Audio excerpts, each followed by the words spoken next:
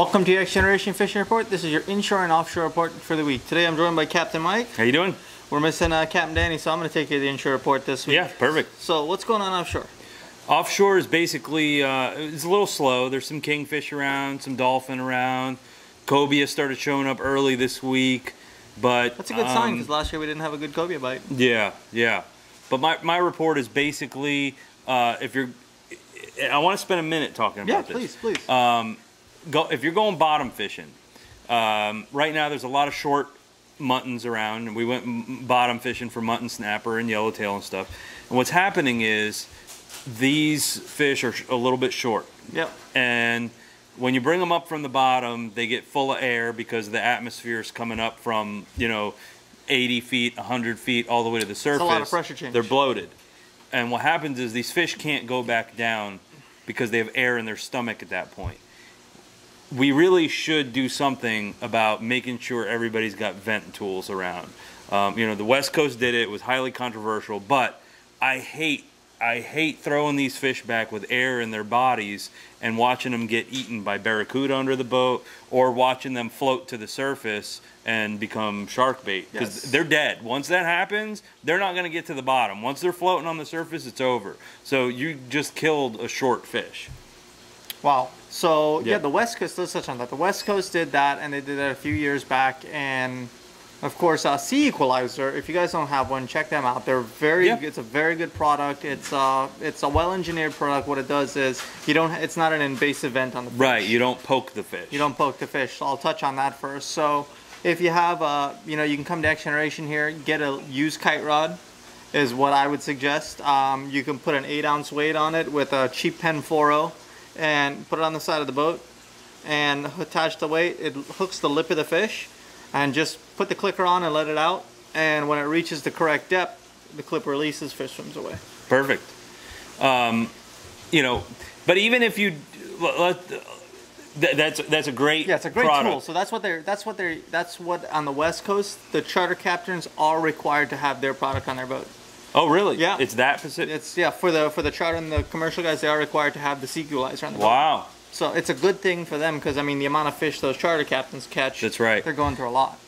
The poking the fish works too, but that requires you to poke it in the right place, and then also they're open to infections, they're open to whatever at that point. That, and on the way down with when you vent them, they will run the risk of getting attacked by one of the other predatory fish. Could be a kingfish, wahoo, shark, whatever you name it, one of the predator fish. Yeah. So basically my report was we went bottom fishing, and what happened was we were catching short muttons, and I was like, man, these fish just, and I'll be honest with you, I didn't have a vent tool because we don't do a whole lot of bottom fishing. I love doing it. Very rarely do I get out to be able to do that. And so what I was doing was I started targeting the bigger fish. I started using much larger baits, and just to get away from the smaller fish. But it's very important to have a vent tool on your boat of any kind. Obviously use the one that works for you the best. The one that I have heard of, the one Devin's talking about. I've seen it. There are captains on the East Coast. I've seen Bouncer Smith use it. Yeah. Bouncer Smith talks about it all the time. And like I said, you don't need much if a little kite rod, $20, and you have a full, and the devices cost the most money out of it, but if you look at it, you're saving these fish for when they get bigger to catch again. It's very important. It's very important. But so a vent tool on that, they're fairly cheap. Yeah. No, I mean all of them work, which is why they're around. But it's better to have something than nothing. Now, one thing I want to talk about was there were barracuda everywhere. It seems like these new barracuda regulations are really working because they're everywhere. Because we've in the past, the population of barracuda has been decimated so much. Yep. And they've talked on the show here before with Captain Brett Fitzgerald about the seesaw effect with the fish. The scientists get the data, the fishermen give the input to FWC. FWC puts out a new regulation.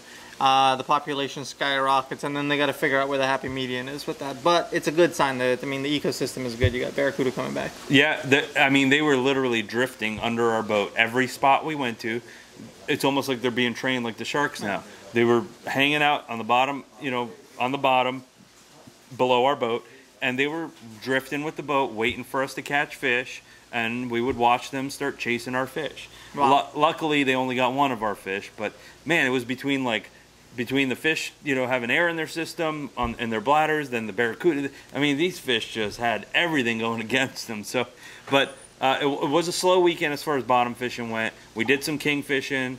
King fishing was pretty good. So I got a good dolphin report though. Oh, yeah, awesome. Yeah, I kept that from you before we got on the air. I've been hearing mixed reports, so yeah, let's hear this. So the dolphin's morning bite for the dolphin. It's a big span, Mike. It's between 850 and 1500. Okay. So and everything coming up right now, it's not your big bulls. There was a nice cow and a bull caught this weekend. One of my friends caught that, and they caught that in 850. Okay. And then another one of my friends, they went all the way out to 1500. Yep. It's been flat. You can do that. Oh yeah. So it went out to 1500 and they got 15. All right. At 1500, and they threw back 3 shorts. Okay. So, but it was a run and gun. You do have to find them. What the tactic they used was they reached 1500. They found a little weed patch. Didn't see anything on it. They threw out the chum block, started chunking sardines, threw it out, and the dolphin showed up. Yeah. So that's another method you can. I've never used it because every time we fish, we'll find a patch and we'll troll. But you can try that method out. It might work for you. Yeah. Now, you have a bit of an inshore report, right? I do have an inshore report. So, inshore report, the mangrove snapper on inshore, they have been chewing. Mm-hmm. Mangrove snapper's a good fish to target right now. You can catch them all the way from the pier, like you said. Yep. All the way inside. I even fished Loxahatchee River this weekend, and they were inside Loxahatchee River, so it's a good sign. The estuary in there is doing really well. Yep. As for snook, I went and we did a little. We stayed at Jonathan Dickinson State Park. That's why I fished the river. Oh, nice. Really nice. They've got cabins out there. Little staycation. Cool. So we went over to the inlet after. The wife hung out at the beach, and I went fishing. You saw a ton of snook stacked up. Yeah. Just on the outside of the inlet on Jupiter, but they weren't biting. You throw anything in front of them. I threw soft plastics. I threw suspended. Top water that time of day is just not productive. Yeah. So I'll skip that. I'll work the bottom, work the middle of the water column. Like I said, they weren't chewing. I think it's because of the water clarity. It was really, it was that green water. It was the outgoing tide. Yeah. So all that stuff from the spillway and all that's getting washed out through the inlets. So the water's all dirty. I think that played a huge factor in the fish not being able to see the bait, because I tossed a couple and maybe a little too far in front of the fish or just over. But I just think they're just not seeing the bait. Yeah, and sometimes I've seen it where they're in Boynton Inlet like that, stacked up. They're I don't know why they're there, but they're not eating for whatever reason. Yeah. I've seen it where they're just hanging out on the bottom. Yep, I had guys throw in little pilchards at them. Yep. And one of them short bit, but other than that, it was really even slow for the live baiter guys. Yeah. So, but good report. There is fish there. There was a ton of bait fish around in there. So it is. It doesn't look like for us that it's the water's really affecting the inshore fishing that much on that, except for the clarity. Yeah, and they were supposed to open up the St. Lucie River spillway, or whatever you want to call it, this Monday, but it didn't happen because there were protesters there and stuff, so they didn't do it. So I did go to, you know what, it's funny you say that. I went to one of the finger canals off the inlet, and I did get to see the video. My wife has some video. Oh, good. Of the blue-green algae. Oh, wow. Firsthand. So maybe I'll get that sent to Mr. Producer, and we'll get that put up to show you guys what these people are actually talking about on our side. Yeah. So it's firsthand video, no fake news, no editing. Yeah. And if you are fishing areas where there is, this polluted water, make sure you wash your hands. There have been reports of people getting, all kinds of bacteria on their hands, going to the hospital with infections, and you could. People have died from this. Honestly, they really have. So. On a good note, Mike, there was, even though they had that algae bloom in that little finger canal I saw, there was mullet swimming in there. So, yeah. The fish are surviving. It's not the greatest, but still the best. Yeah. So, well, that is our fishing report for the week, inshore and offshore. If you have any questions, feel free to email us. We'll see you next week. Weather and predictions for this weekend, Mike. What do you have for us? The weather looks good. It's southeast winds, 2 feet seas. So basically, do watch out for some swells out there right now because of the storms and stuff. But I think in general it'd be a very nice, safe weekend. Look out for the thunderstorms. Again, it's projected 2 foot all weekend this weekend. Again, which is what we anticipate this time of year. Beautiful. And you went out of town. Why don't you tell us a little bit about Boca Grande? Well, I went to Boca Grande. I know you guys, if you haven't heard about the red tide over there, but they call it a red tide. I think there's more behind the scenes. I don't know what is causing this strong red tide, but it was pretty bad before I got there. I mean, it was really bad before I got there. And then when I got there on the 4th of July, they still had some smell in the air. It did look like there was a lot of dead fish in the water. On the beach there was. We saw some tarpon. We saw some dead tarpon, redfish, trout, such and such. But now, here's the thing. As the days went on, noticed that the water seemed to get a little better and better every day that went on. Unfortunately, I wasn't able to. I mean, I was able to, but I did not wet a line because I didn't have the confidence to go out there and look for fish. I didn't see anybody else fishing. It just wasn't there. The fishing was almost non-existent. You didn't see anybody fishing? It wasn't almost nobody fishing. It's not easy to put your hand in the water or get water on your hand from the line or your reel when you see dead fish in the water. You was relaxing for me. You don't want it touching you. Yeah, it was pretty gnarly. Yeah. But as the days went on, less fish were on the beach. And I'll tell you what the beach was full of was blue crabs. The blue crabs were everywhere. And I know they were feeding on the dead fish. That only made sense, but I've never seen so many. Yeah, they're scavengers. Scavengers, exactly. And there was a few dead blue crabs on the beach, but the majority of the fish, I mean, the majority of the crabs were alive and well and feeding off these fish. So, yeah, that was it. Don't eat blue crabs from the West Coast right now. What are your predictions? Well, I know the last day when I was there Sunday, and of course I left Monday morning, but Sunday when I was there, I did start to see signs of life. And like I said, as the days went on, the beach was getting cleaner and cleaner, and the smell had gone away. Okay. But I did start seeing pilchards. I did start seeing threadfins. Unfortunately for me, it was a day too late for me to invest in going out there and looking for fish because I just knew it wasn't going to be worth my time. So that being said, it is getting better, guys. I did have a couple people in this week asking me whether they're going to go this weekend. They're going to go to that West Coast this weekend. And they're going to do some fishing. I said, I believe that because the pilchards started showing up, that you're going to see signs of other species as well, like the redfish and the snook and the trout. And I know as far as the tarpon's concerned, don't bother going over there for tarpon fishing. You got to go way in. And I don't know what the tide did with these tarpon, but they're either way offshore or they're going down in the Keys. Yeah, south. So, but hard to say. But it was pretty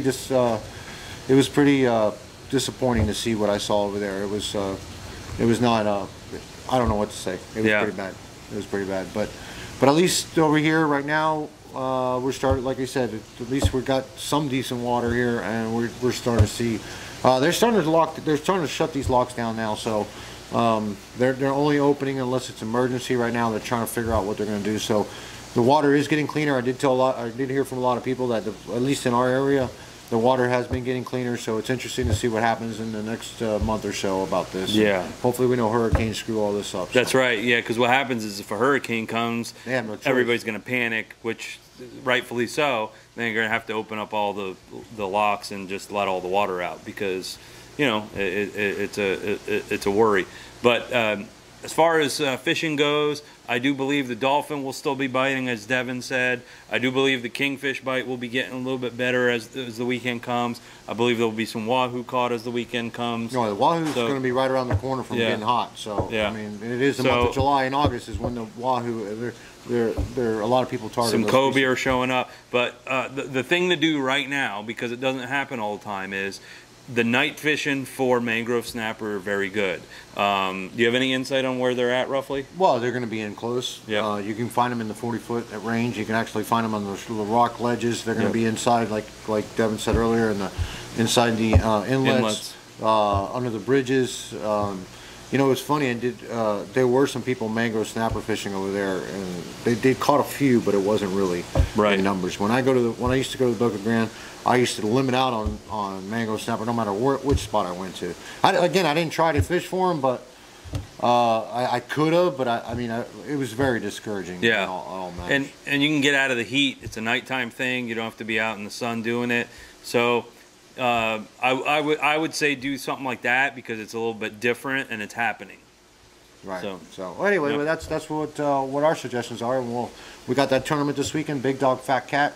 We're interesting to see what the results are going to be. It's one of the biggest tournaments of the year. So we'll talk about that next week when we get back. Cross your fingers for me. I'm fishing that, and I don't know. Are you fishing it? No. Nope. Oh, Andy took vacation, which almost he never really does too much. So and I get screwed. Now he's got to work during the tournament, but I don't feel sorry for him. He didn't invite me to Boca Grande, so I'll call him and give him updates as the day goes on. Anywho.